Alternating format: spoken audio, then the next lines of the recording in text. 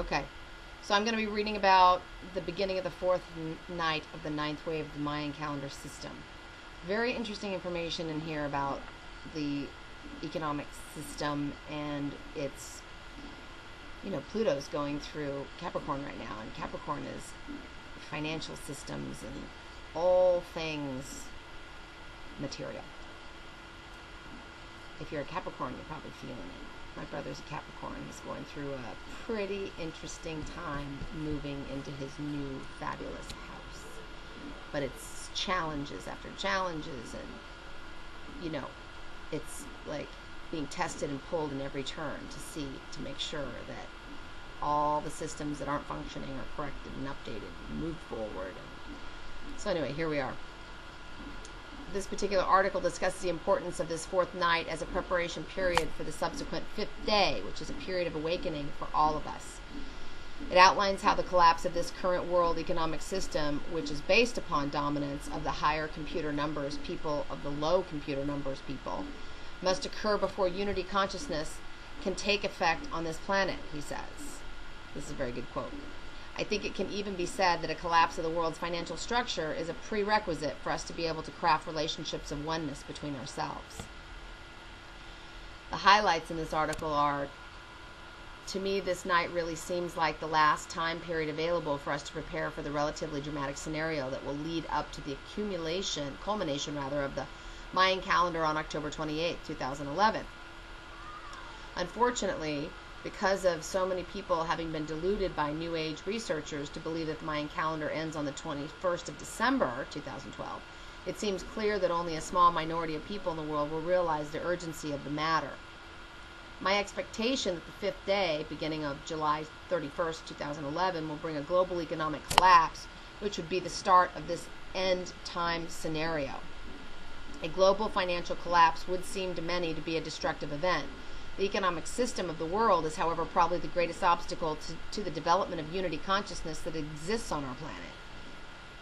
Unity consciousness is something we need to craft and work with to see manifested, and it may only be possible to do so after a global monetary collapse. The point to realize is that oneness is not an attribute of ourselves as individuals, but of our relationship to others and the divine.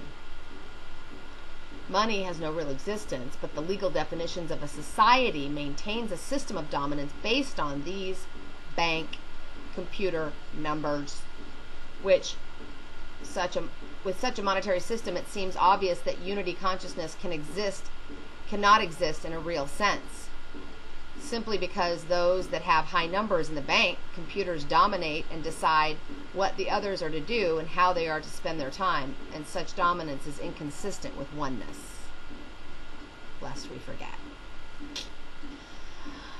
We may also realize that if this monetary system collapsed, we would, for the first time, be fully sovereign souls and totally responsible for what we create. Wow. The beginning of the fourth night of the ninth wave of the Mayan calendar system. Today, on the Gregorian date, July 13th, 2011, begins the fourth night of the ninth wave. To me, this night really seems like the period available to prepare for the relatively dynamic scenario that will lead up to the culmination, which I read earlier. I have outlined some of my basic views of what this transformation towards unity consciousness brought by the ninth wave, with simultaneous consequences on many levels of the universe. I've described in a series of articles available on www.calleman.com and mayan9thwave.com, MAYANININTH wave, WAVE.com. That's who this writer is. In this fourth night, it is thus high time that we ask our instincts if we are in the right place to participate in this culmination scenario. Personally, I need to be in the mountains with the Indians smoking ayahuasca, but that's just me. It's also important to ask ourselves if what we are doing now is preparing us for what we are to do in the post-end time world. Quite a paradoxical concept, really. Unfortunately, because so many people have been deluded by the New Age researchers to believe that the Mayan calendar ends on 21st, it seems clear that only a few small minority will realize the urgency. So, a couple of months ago, this guy expressed I'll read it from his perspective. I expressed my expectation that the fifth day beginning of this would bring a global economic collapse, which would be the start of the end time scenario. What is going on now in this regard is that the European banks is still trying to find a solution for the Greek debt crisis by the end of July and a few days later.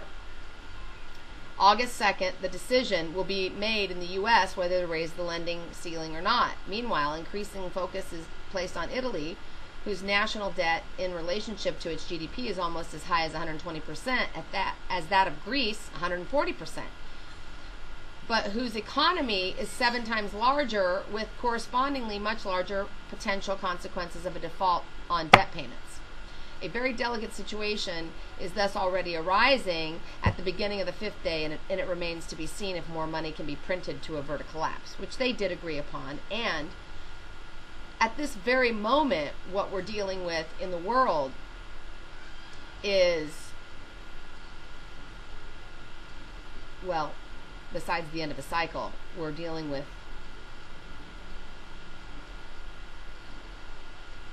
a new system coming into place. Because it could be so painful, a global financial collapse would seem to many to be a destructive event, and hence not likely to occur in a period of light, a day. The economic system of the world is, however, probably the greatest obstacle to the development of human consciousness. We've quoted that already. I think it can even be said that a collapse of the world's financial structure is a prerequisite for us to be able to craft relationships of oneness between ourselves. For this reason, it's not unlikely that such a collapse would occur in a day, and especially in the fifth day.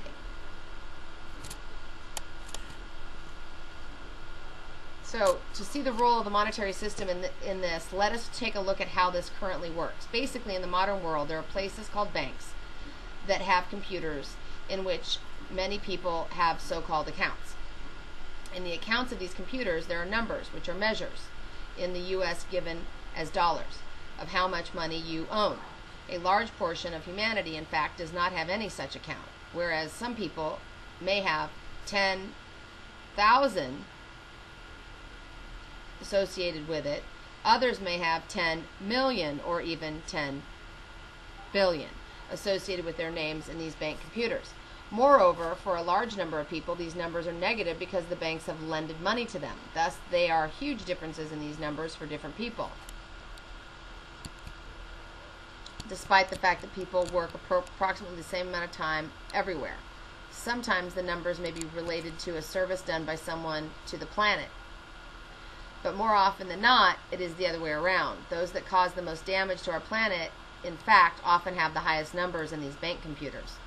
Regardless, the point to realize is that the numbers in these bank computers, more than anything else, defines a power structure. Where those with high numbers dominate those with low or negative numbers. Money has no real existence, but the legal definitions of a society maintains a system of dominance based on the computer numbers. These numbers in the bank computers, obviously the same applies to stocks, funds, whatever, define the power structures of our societies and determine almost all human relationships, what we as a species do and focus on in our life on Earth.